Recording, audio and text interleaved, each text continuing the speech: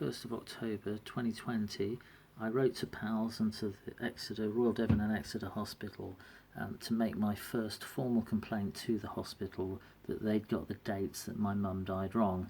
And as I said, that she went in on the 21st and she died on the 24th because I was there on both days.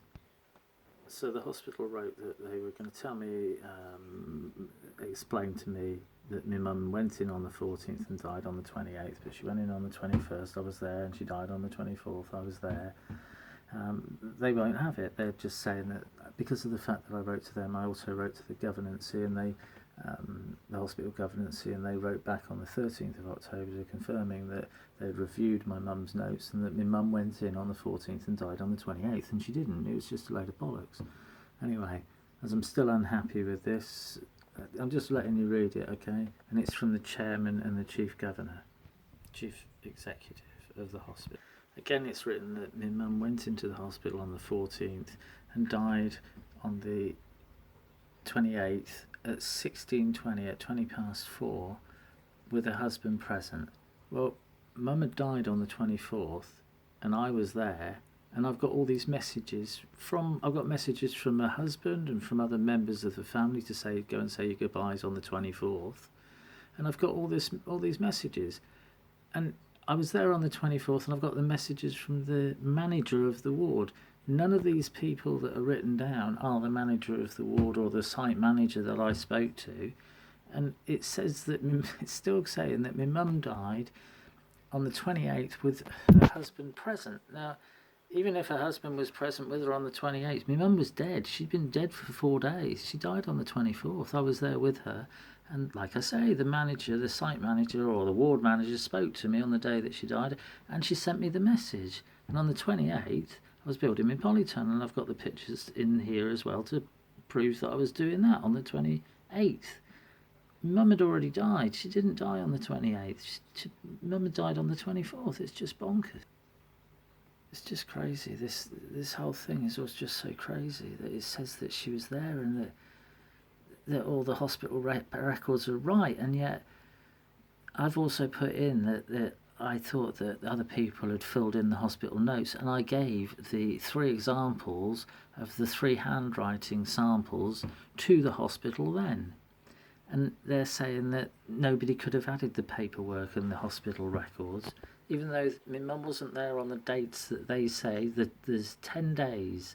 There's from the 14th to the 21st, and then there's the 24th to the 28th. And my mum was dead on the 24th.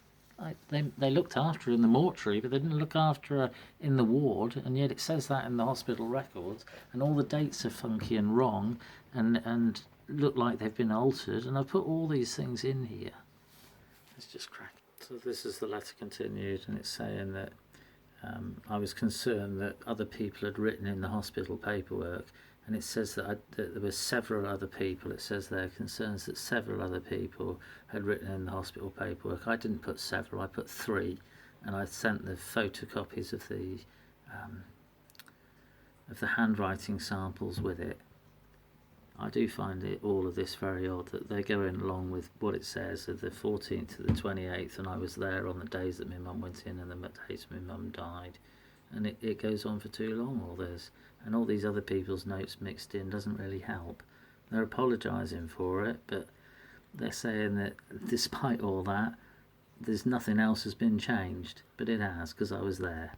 So the letter continued, and it says that the doctors that apparently looked after my mum on the days that she was not there and the day that she died, and the doctor that recommended she should have an operation on a day that she wasn't there.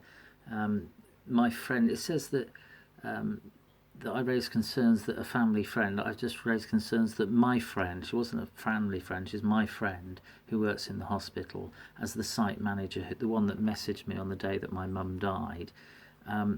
They're saying that these other doctors recommended that my mum should have a operation on a day that she wasn't there and all that sort of thing, and I was worried that it was on paperwork from 2006. Well, I am worried that it's on paperwork from 2006.